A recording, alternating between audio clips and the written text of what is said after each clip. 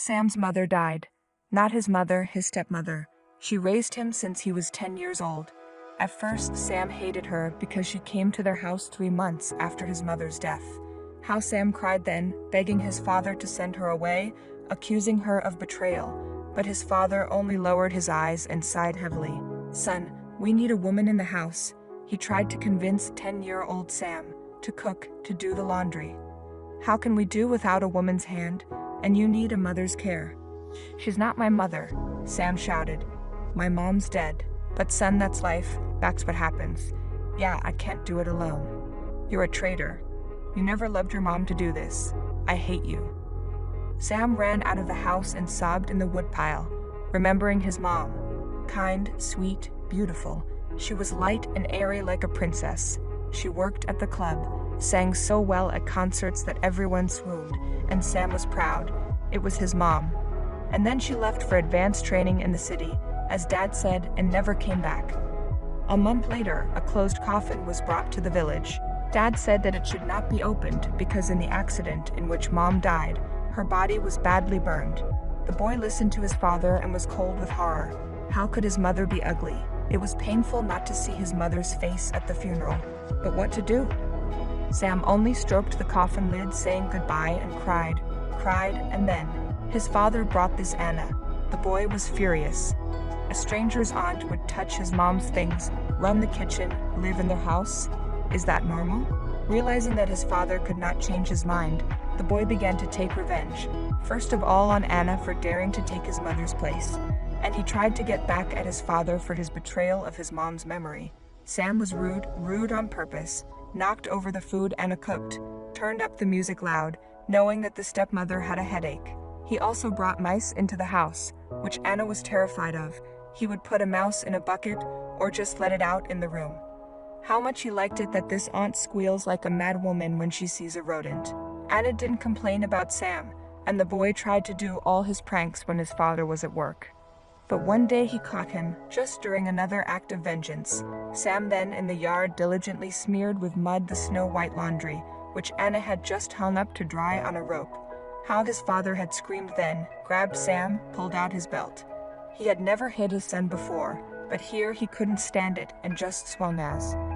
Anna came running out of the house at the noise and was there in a flash, grabbing his arm. "Mickey, don't you dare," she exclaimed. "He's a child." "A baby?" Mickey shouted angrily. "Look what he's done. He's soiled all the laundry you washed." "I don't care about the laundry. I'll rewash it." "Don't touch him. He's in a bad way." The father somehow got quiet, let his son go, then went to the porch and sat down with his head down. "Anna, I'm sorry. I didn't think it would be like this. But why are you defending him? You can understand him." Anna sighed and sat down next to him.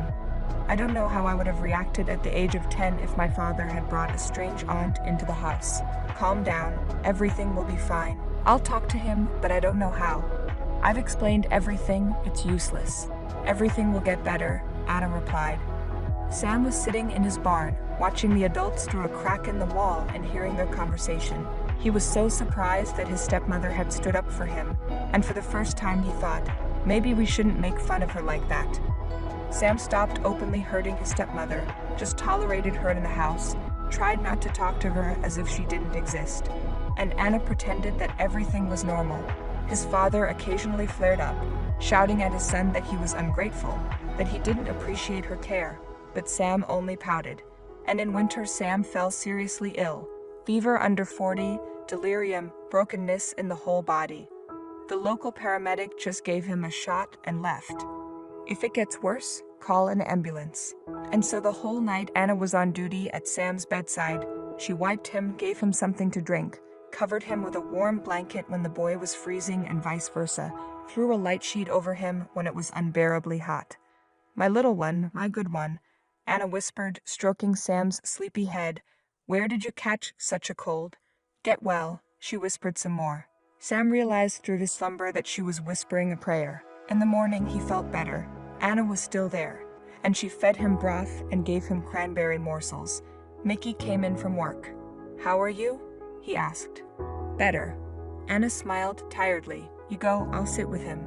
"No need, we'll do it ourselves," she shook her head. Then Sam realized the main thing: his stepmother wasn't a wicked woman at all. She cared for him so much.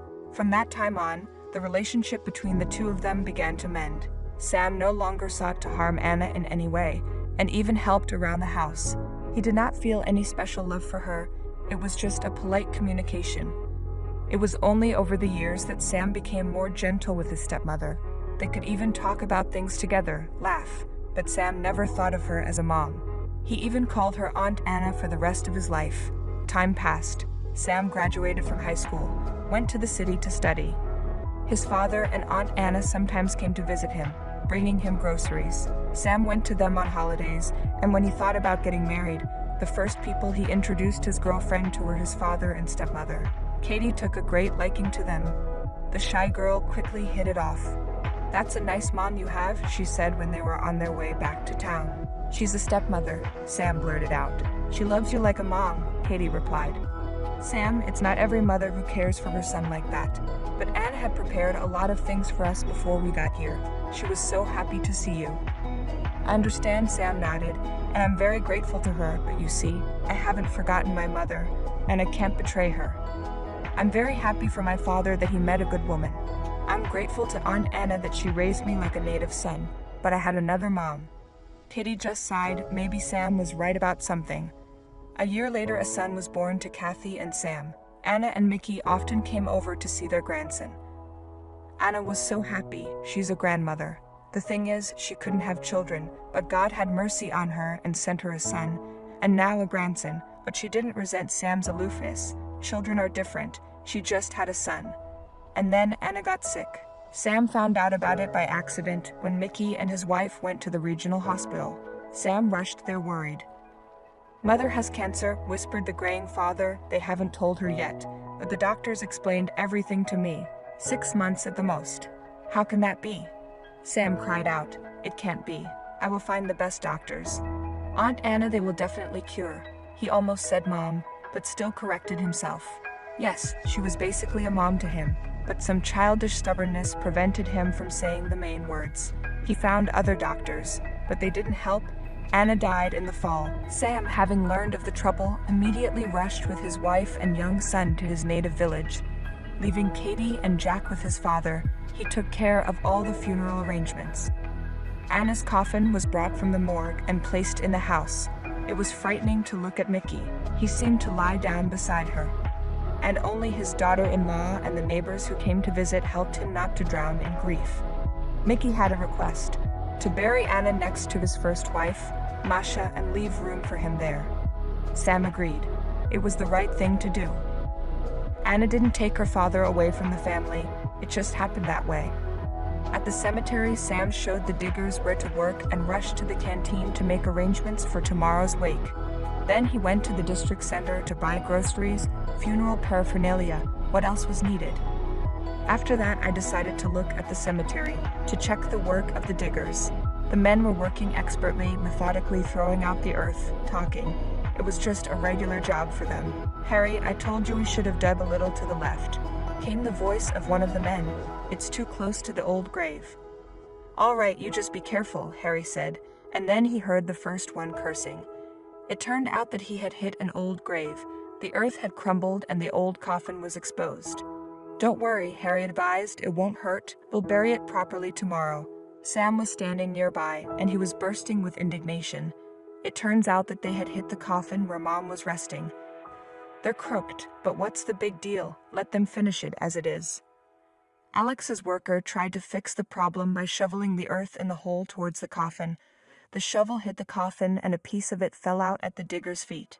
He cursed, scooped up the earth with the shovel again, and then he cried out, "Guys, where's the dead guy?" "Where is he?" His colleagues echoed. "He didn't run away, did he?" "The coffin is empty. Maybe he shrunk." "No way, there are bricks in there." All 4 workers jumped into the hole and huddled together to look at the find. Sam, standing at the edge, was at a complete loss. There must be his mom's remains. "Are you guys drunk or something?" Sam was outraged. "What the hell are you talking about?" "No. If you don't believe me, get in here yourself," Harry answered him. "There's no dead man in the coffin." The workers climbed out of the grave, and Sam climbed down a little while later. And sure enough, the coffin was empty, bricks instead of remains. "You guys don't say anything to anybody yet. I'll find out what it means," he muttered. He gave them a generous tip to keep them quiet. The diggers nodded understandingly. It was none of their business, and there was nothing to stir up the old. Sam came to his parents' house. Kathy had gone to the neighbors with her son. They offered to put the baby down there. With Mickey was Aunt Betty, who had always been on good terms with Anna. They were both silent, sitting by the coffin, looking at the deceased, occasionally sighing heavily and wiping away tears. Anna had been a good girl, poor thing. Sam's heart ached at the sight of his grief-stricken father. He felt sorry for him, sorry for Anna. Only now did Sam realize how much he cared for this woman. It hurt to realize that he had been so cold to her while she was alive. Turns out he had loved her truly, as only a son can. But the situation at the cemetery overtook his mind. If his mother's remains weren't there in the coffin, where was she? When Betty left, Sam decided to tell his father about what happened at the cemetery. Mickey listened to his son in silence and hunched over even more, touched the dead woman's hand and whispered, "That's how you gave me a sign. All my life you scolded me for keeping secrets from my son. You told me to tell him, but I kept dragging it out, and then I decided, why bother with old wounds?" Sam listened to his father. He was not comfortable. It seemed that his father was going crazy. "Dad, what are you doing?" He raised his voice a little. "What secret are you talking about?" "A terrible secret, son." Mickey looked at Sam. "Only me and Anna knew about it. She wanted you to know, but I didn't dare." "Tell me," Sam demanded. And so, at the coffin of his second wife, Mickey told about what happened many years ago. At that time, Maria, Sam's mother, was not away on a training course. Mickey had lied to his son not to upset him. She had run off to her lover in the city a week before her supposed funeral, and showed up late at night to her husband, crying, begging for help. Mickey was glad at first, thinking the prodigal wife had come to her senses, and he was ready to forgive her. But that's not why she came. She told him that her lover was in big trouble, owed money to serious people. They're real gangsters. They can't pay the debt, and now they're threatening to kill him and her. And the lover has found a way to get out of trouble. The thing is that he has an acquaintance in the police, among the medics, and he came up with a combination to pretend to be dead, and to run away, preferably abroad. "What do you mean, pretend?" Mickey doubted it. Then, if they're serious, they'll check everything. "That's the thing, even if they do check it, they won't suspect anything. My friends from the police will draw up a traffic accident in which we supposedly died with him. And the pathologist will issue certificates, and they'll give 2 bodies in closed coffins from the morgue, supposedly disfigured in the fire and therefore can't be opened. Where are you going to get those bodies?" Mickey grinned. "Are you going to kill someone?" "We don't have to kill anyone," exclaimed Maria. "The coffins will be filled with bricks, and no one will ever think of opening them. Austin has only an aunt who won't want to know the details. Me, I'm counting on you." "What makes you think I'm gonna help you?" "Mickey, honey, I'm only hope for you." Maria knelt down. "If you refuse me, I'll have to bury you soon. For the sake of our past, for the sake of our son, help me." "What about your son?" Mickey shouted angrily. "How can you have a conscience?" "Mickey, I think about Sam all the time. If Bones and I just disappear, they'll be looking for us. They'll come here to the village too. They'll torture you if you know anything about me, and there's no telling what they'll do to you and your son. These are scary people, and if we die with Kostya, that's it, no questions asked." Mickey pondered. It was a wild suggestion, but maybe Maria was right about one thing. It was a way to get him and Sam out of harm's way. There was no telling what kind of gangsters were out there. It was the mid-90s after all. Crime was rampant. Mickey agreed, and Maria almost threw herself around his neck in gratitude. Mickey pulled her away from him. "Get out of my sight and stay out of my son's and my life," he told her. She nodded obsequiously and hurried to the gate. "Wait," Mickey called her. "Don't you want to look at your son? He's asleep." Maria hesitated at the gate, thinking. "Let him sleep. Why bother him?" she said, and hurried out of the gate. Mickey only cursed. What a mother, and how could I marry such a woman? He had been told before that Mary was a tomboy, that she was of a whore's breed. His late mother had been like that, but he had not listened. He had loved her with his heart. and so he had married her. She gave birth to a son, sang in the club, smiled at everyone, and Mickey just swooned, realizing that this dream woman was only his. But it turned out that it wasn't just him. Maria had met Austin in the city where she'd gone to a singing contest. Here and twisted, and she forgot about her husband and son. A few days after Maria's visit, Mickey got the news of her death, so he went to the city and took the coffin with bricks. Before the coffin was lowered into the grave, he kept a watchful eye that no one dared to open it, and when everything was over, he breathed a sigh of relief. There would be no more of this fallen woman in his life and Sam. Mickey decided that his son would cry and calm down. It was better to cry all his tears at once and to know for the rest of his life that his own mother had abandoned him for a strange man. Mickey could not tell anyone this secret only. It wasn't until Anna, a year after they were married, that he confided in her. The new wife was shocked at first, wondering what to do, because it turned out that Mickey was not hers by law, but that first wife's. But Mickey reassured her that Maria would not appear in their lives anymore, and Anna seemed to calm down. She only began to persuade her husband to tell her son everything when he grew up. Because time had not healed his wounds, Sam longed for his mother. But Mickey was determined that it wasn't time yet, in case the boy blurted it out. Maybe the information would get far away from their village, because the bandits that Austin and Maria had contacted were still alive and well. She agreed, but when Sam had already left to study, she began to persuade Mickey that it was time to reveal the secret. But he kept dragging on, and then his Anna was gone. But as if from the other side of the world, she helped him open up to his son. "So my own mother, the one I've mourned for so many years, is alive?" Sam said after listening to his father. "I mourned for her, and you knew and kept silent?" "I was afraid the truth would hurt you first," Mickey said tiredly. "I've explained everything to you, and still, it's monstrous. Daddy, I hated Aunt Anna for so many years. I thought that she broke into our family, took the place of my mother, and she was just that real mother, you know? She forgave me for my antics, protected me, took care of me, and I didn't see it. No, I grew up, but I still resented her. I thought you had no right to bring her to our house after Mom died, and there was no death. There was only betrayal. No, you should have told me sooner. No, not when I was 10 years old later. I would have realized everything and probably would have had time to tell Aunt Anna how much I love her. But she already knew that, for her you were the dearest, the best son in the world. How happy she was when you got straight A's in school, when you could get on a budget. And when you brought Katie to us, she told everyone in the neighborhood that she was gonna have the best daughter-in-law in the world. Son, don't worry. It's just the way it is, so what now?" Sam nodded sadly in response and hugged his father tightly. It was much worse for him. He had lived so many years with such a secret, and now it was hard to listen to reproaches. "Thank you, Dad, for telling me everything," Sam said. "No one will ever know about this again. I wonder where my mother is." "I don't know. She hasn't shown up since," Sam shrugged. "Well, let her live as she wants." The next day was the funeral. The whole village came to see Anna off. Sam cried sincerely at the coffin, hugging his father. It was hard to realize that his dear person was gone, even though Anna was a stranger by blood, but in fact so dear. "Goodbye, Mommy," Sam whispered, kissing Anna on the forehead. I'm sorry. I'm sorry for being a neglectful, ungrateful son. I love you and will always remember you."